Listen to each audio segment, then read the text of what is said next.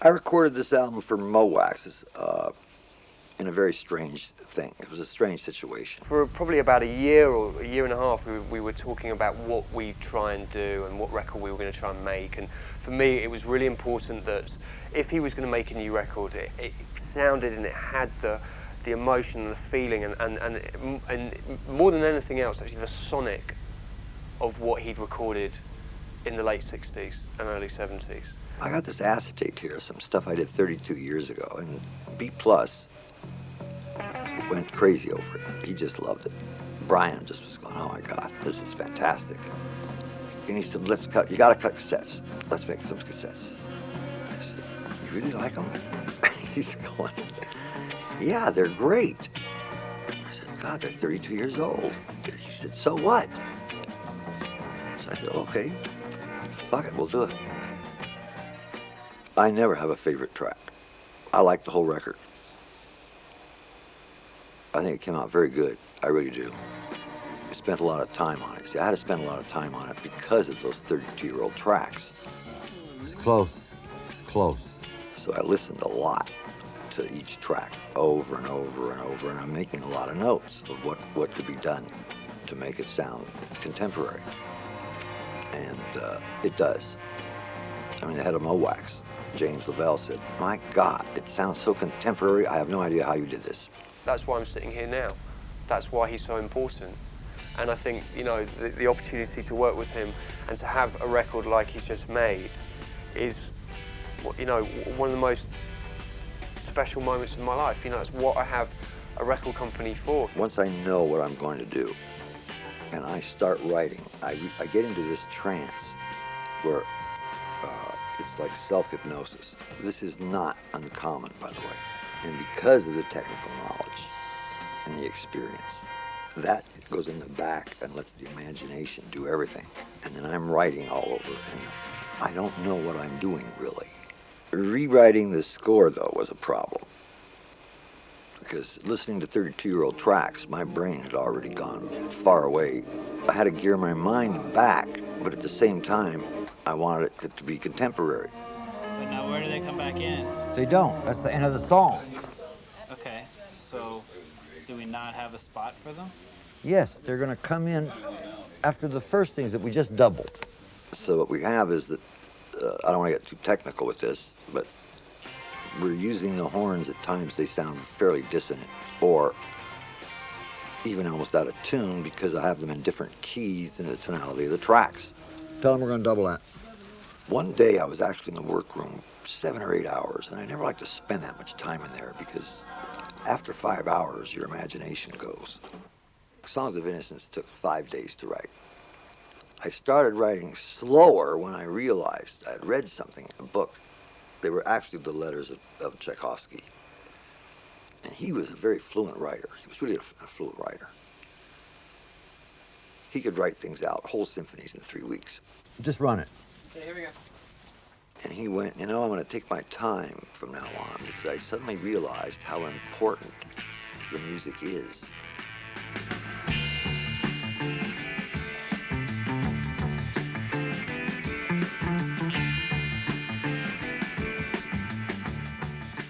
I did an album where I spent 10 days on one song because I'd reached this point and I painted myself into a corner and I didn't know how to get out of it. I mean, I could easily have gotten out of it, you know, just by using knowledge, technique. No, I'll bid you higher and even higher. When I sit down to work, the first thing I do is think. And how do I want to approach this? What direction will I take? And it just starts happening. Sometimes I can't keep up. My hand won't keep up with my mind. I'm writing down the page with all the instruments and then across and all kinds of things. There's one thing about this album, though, that is outstanding. Just outstanding. The rhythm section was the rhythm section that I used so much.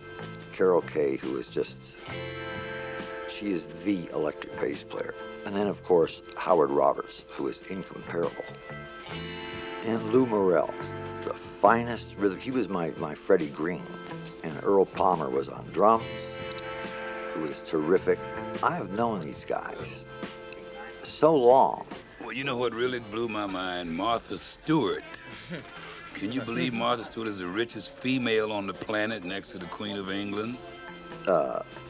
It could have been that it was the 60s and we're back at Capitol, because we were in Capitol Studio B, where I must have made 100 records. Albums, singles, all kinds of records. I can't We were stand just it. talking about those days. Good days, man, good days. I will say though that H.B. Barnum came up with, that's my brother. He is just so close to me. I could show you a knife scar across here where I got stabbed once in a park, Leimert Park, and H.B. held me up with one hand, one arm, and every guy he hit went down. I mean, you don't want no part of H to this day. H.B. Barnum and I were discussing it, and how hip it would be to bring Lou in at 12 noon to sing. And he came in and he was really a little upset, going, "What are you doing to me?" He's talking to me and he's going, "We never recorded like this. 12 o'clock? I said, "Lou, we have to do it like this. Because studio time, blah, blah, blah." And what I really wanted was his voice was so raw at 12 noon. I mean, it was really like very growly. Of joy. Mr. Rawls, sir, How you doing? what does this remind you of? Think I'm formal, man. What does this remind you of here? Days of old. And he got so much emotion into it. He just felt the song so much. And you can hear it.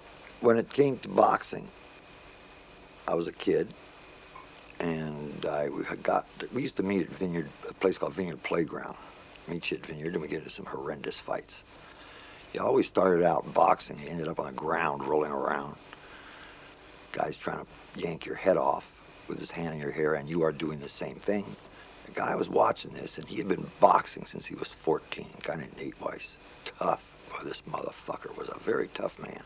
I had a great trainer by the name of Bobby Yeager, who was a terrific lightweight at one time, in the late 30s here. Sometimes I would wish the bell would ring so I could get back out. So yeah, I was pretty good. I only lost once. When I got into this business, my mentor, Gerald Wiggins, said, "You look like a thug." I said, "Like a thug?" And he said, you got a flat nose. You're going to be meeting executives and things and get it fixed. So I did. He was just there to make records and live the fucking life, and he lived the life. There's not many people that have lived a life like he has. What they've put themselves through, what they've seen, who they've met, who they've made records with, living at the height of success, the height of excess, probably in the best period of time for music ever, being the 60s, for the record industry, because it was about music, and it was run by people that were into music, rather than the industry we work in now, which is run by people that don't know fuck all about music, and it's all about business. It's true. I know. I know that. First time I came back here in 1993, there was a young guy, an assistant engineer, that asked, he said, "Did you really throw a clock at the glass?" I said, "Yes, I'm afraid I did." What I like is the way young people have taken to my music, and that's always great. I mean, Miles went in his direction because of youth. A lot of people didn't like it. Oh my God, he sold out. Who cares? There's sampling that goes on today. And I really wasn't into it until I started getting these checks. It's going to be some different shit. If you take the way Dr. Dre took that song, The Edge, and what I had as an intro, he put it behind the verse. And when I heard it the first time, I went, damn, why didn't I do that? Because I really did like the way that was done. It was very artistic. Diamond D took 2 tracks from Songs of Experience underneath Raz Kass. And the way he used the guitars from one track and fit them into this other track was incredible. So It can be artistic. I'm sure there are others too. Puff Daddy's done some great, tremendous things. That will make it easier, and now let's do this. I'm not sure why I'm relevant today and what is really going on, but whatever it is, I'll take it. The record sounds fucking amazing, but yet it's been made by this guy in his 60s, and it's coming out in 2001, and I think it's just pretty incredible. No, I'll bid you higher, and even higher if I have to. Being born and raised in Los Angeles, I body surfed a lot.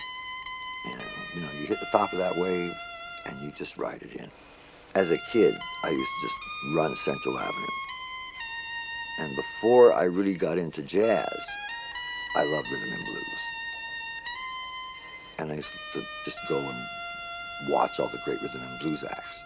And at that time, the cops didn't bother you, and nobody bothered you. If you had the cash, you could drink. As long as you were dressed pretty cool, you know. Couldn't be a slob and go into the joints, but Jack's Basket Room, the Chicken Shack. Everything I've ever done, if you listen close, in the Requiem, the Holocaust, if you listen close, there's R&B riffs in the bass line that I wrote. That's nice. That's nice. It's soft, but still soulful. It's got to be soulful. I'm not in love with the word funk, or I would say that, but funk has become, I don't know. It's used by people who shouldn't even be using it.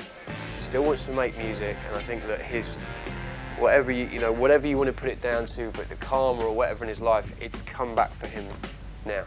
Like Duke Ellington said, what I do tomorrow will be the best thing I've ever done.